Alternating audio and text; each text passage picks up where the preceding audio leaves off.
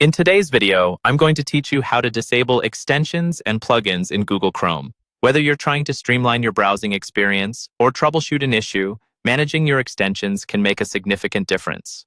So, let's dive right into it to make browsing a whole lot smoother for you. Start by opening Google Chrome on your computer. You can easily find it in your list of applications or simply click its icon if it's pinned to your taskbar or dock. Once you've got Chrome open, take a look at the upper right corner of the window. You should see 3 vertical dots. These dots represent the browser's settings menu, often referred to as the More menu. Click on it, and a drop-down menu will appear with various options. From this menu, locate and hover over the More Tools option. A new side menu will emerge. Here, you'll find an option labeled Extensions. Click on Extensions, and this will direct you to the Chrome Extensions page. This is where you manage all the additional features you've installed on your browser.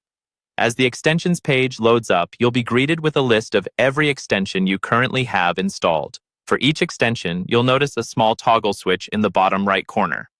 This switch is your main tool for enabling or disabling extensions. If the switch is blue, it means the extension is currently active and functioning.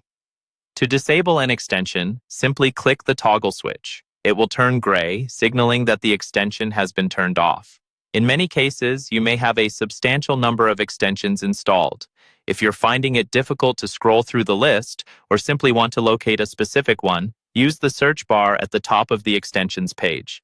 Type in the name of the extension you're looking to disable, and Chrome will filter the results for you. Remember, disabling an extension is different from removing it completely. This feature is handy if you think you might want to use the extension again in the future. However, if you're certain you no longer need an extension, you can opt to remove it entirely. To do so, click the Remove button next to the extension. Chrome will ask for confirmation before it deletes the extension from your browser. Once you've finished disabling or removing your extensions, simply close the Extensions tab.